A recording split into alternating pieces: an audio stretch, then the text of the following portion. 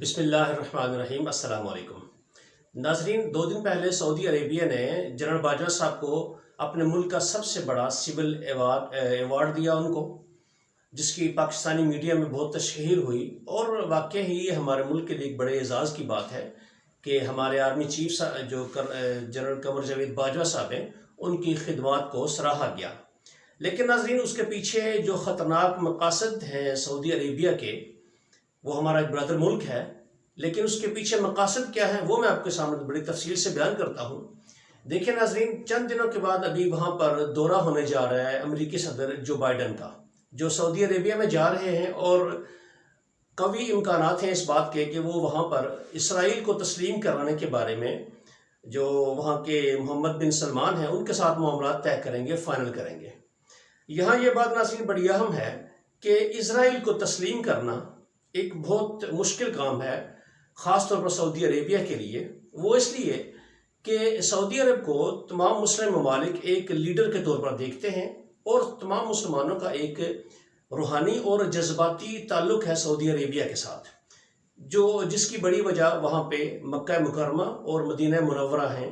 ये दोनों बड़े आला तरीन इस्लामी नुक्ता निगाह से मकामात हैं, जिनकी वजह से सऊदी अरेबिया को मुस्लिम उम्मा का एक लीडर माना जाता है।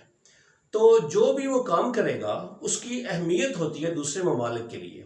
लेकिन नाज़रीन, जो गल्फ़ के दूसरे ममालिक हैं खलीज के, जैसे दुबई है, अम्मान है, मस्कत है, उसके बाद कतर है, जॉर्डन है, उसके बाद मसर, ये सारे जो अरेबियन इलाके हैं, मसर तो खैर अफ्रीका में आता है, लेकिन इन सारे मुल्कों की उतनी अहमियत नहीं जितनी पाकिस्तान की अहमियत है।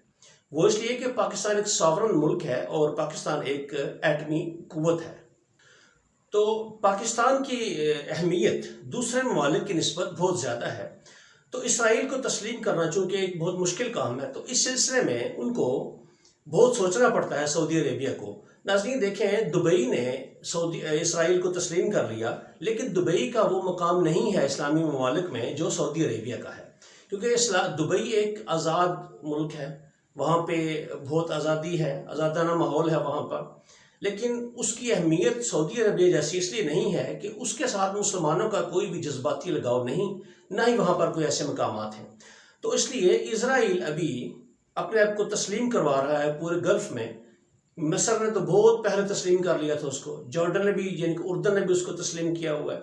बाकी जो गल्फ़ के छोटे ममालिक हैं, इनकी इसराइल के नज़दीक इतनी अहमियत नहीं है, क्योंकि वहाँ पर वो ऐलान मनवाने के बगैर भी सारे काम करवा रहा है उनसे।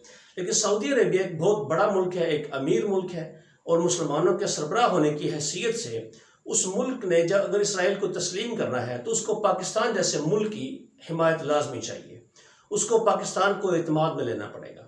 और पाकिस्तान में जो सूरत हाल पेश आई है, जो रिजीम चेंज की गई है, PTI की हुकूमत को ख़त्म किया गया है, नाज़रीन उसके पीछे एक मकसद ये भी था कि इसराइल को तस्लीम करना, पाकिस्तान में इसराइल के लिए नरम गोशा पैदा करना और राय आमा को हमवार करना, ताकि इसराइल को तस्लीम करवाने में आसानी पैदा हो सके।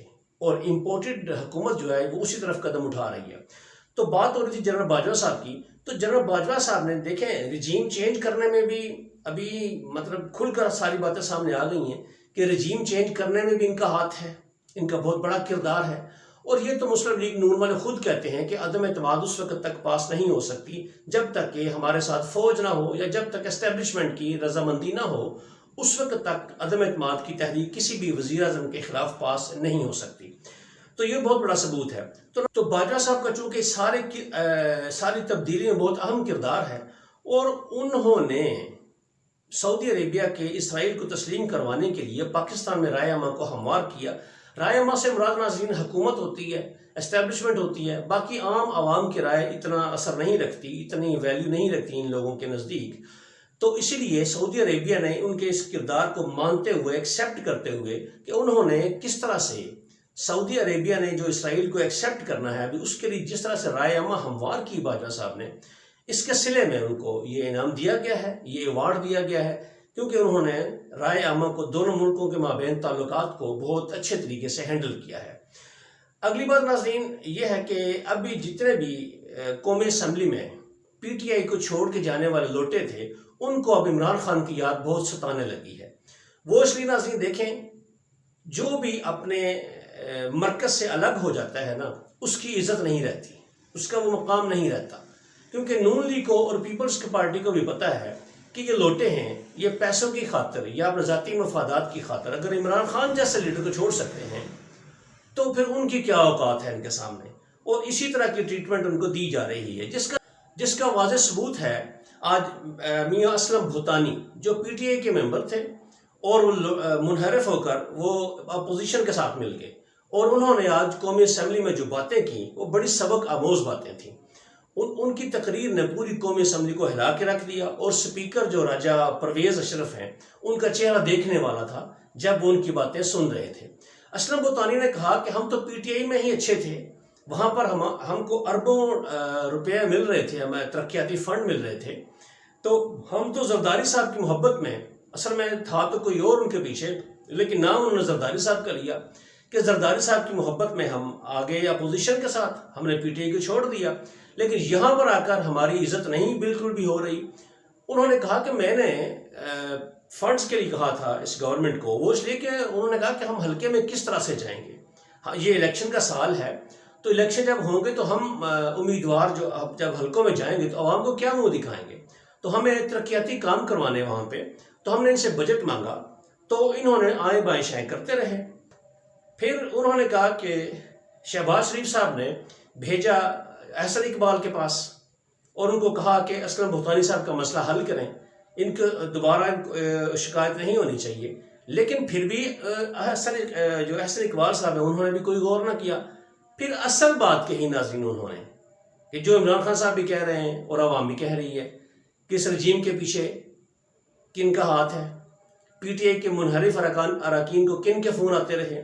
तो फिर असलम भूतानी ने कहा कि फिर मैंने वहीं से फ़ोन करवाया जहाँ से फ़ोन आता है और जिस फ़ोन को कोई भी इनकार नहीं करता। आप समझ गए होंगे नाज़रीन कि किस शख्सियत की या किस पर्सन की वो बात कर रहे थे कि जिनके फ़ोन को कोई भी अपना रिफ्यूज़ नहीं करता। तो वहाँ से फ़ोन आया तो फिर जाके कहीं उनकी बात बनी तो उनको 8 करोड़ का वादा किया गया कि 40 करोड़ में खाली टोटल देंगे और पहले उनको 8 करोड़ देंगे, वो भी किस्तों में देंगे। तो नाज़रीन वो चिल्ला रहे थे कि ये तो हमारे साथ बहुत बुरा हो गया, इससे तो अच्छा था हम वहाँ थे, PTI में हमारी इज़्ज़त थी, हमें अरबों रुपया मिल रहा था, यहाँ तो इतनी मगरूर हुकूमत है। ये सिर्फ उन्होंने कहा कि ये 2 वोटों पे खड़ी है ये हुकूमत, तो इतनी मगरूर है, तो अगर इनकी अक्सरियत 10 वोटों की होती फिर तो ये किसी को घास भी नहीं डालते। तो नाज़रीन अब उनको याद सताने लगी है PTI की, अब उनको कदर आएगी। अभी तो नाज़रीन कुछ भी नहीं हुआ, उन्होंने देखा, अभी जब वो हल्कों में जाएंगे इलेक्शन कैंपेन के लिए फिर उनको अपनी असलियत का अंदाज़ा होगा।